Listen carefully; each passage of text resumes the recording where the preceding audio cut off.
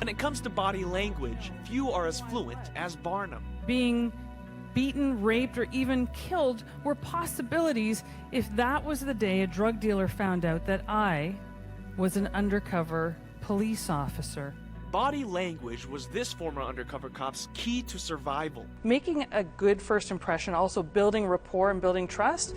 The best case scenario is they liked you and they would deal with you. Worst case scenario is you're dead. So I was finishing law school and then transferred to the Crown Attorney's office where I became a prosecutor. Okay, you know what you're talking about. It was a really interesting debate last night. I watched it the first time live with the sound on, and then I rewatched it with the sound off because the body language is a lot louder when you can't actually hear what they're saying. So it gave me a lot more information. I started out as a uniformed police officer, and then I was recruited by drug enforcement. I was the only woman in a unit of 92 specialized officers that worked undercover, and I did that for almost a decade. And then when Kevin and I got together and started a family, you know, buying crack and stuff as a mom is a tough gig, right? So you lose things to talk about with the other parents at the side of the soccer pitch. Okay, well, I'm gonna ask you something. Now, I want you to take all the time you need. And don't say anything until you're absolutely sure. And I also want you, before you answer, ask yourself, what does she already know? And then ask your question. The more I questioned and revealed a little bit more to him as to where this was going to be going, his body language ended up like that. So he had a wall between the two of us. And it wasn't what he said that really dialed it up for me that I had the right person. It was his body language.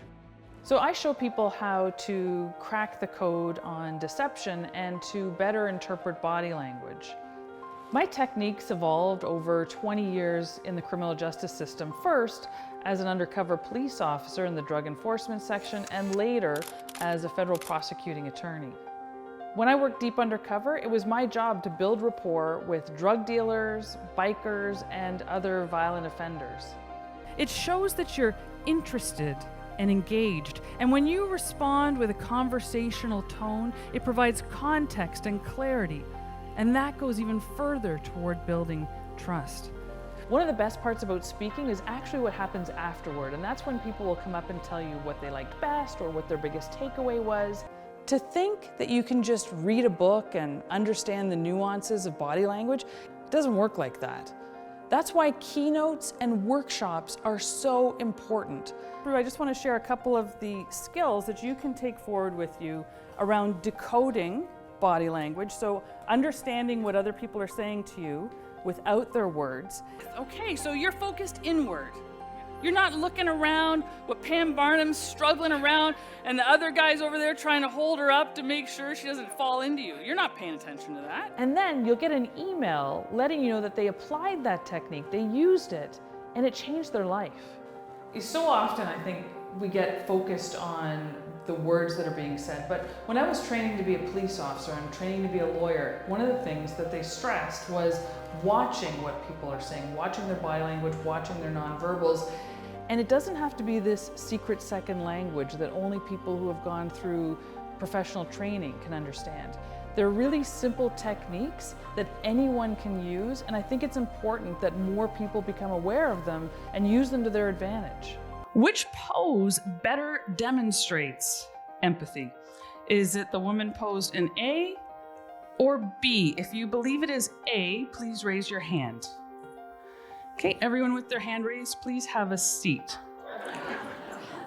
So, now, I'm guessing the reason you raised your hand is because the woman in B has her arms crossed? Okay. What if the air conditioning's up super high? What if she's gluten intolerant and had one of those delicious muffins that were outside and now she's all bloated up and she doesn't want anyone asking if she's expecting? You know, she could have a bad back. There's a million reasons. So the most important thing, and of course we do face some challenges around this, is her face.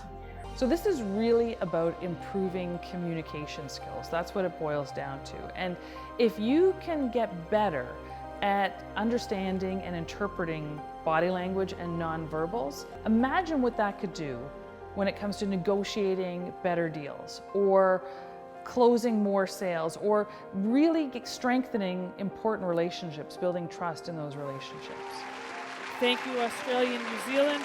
I'll be back.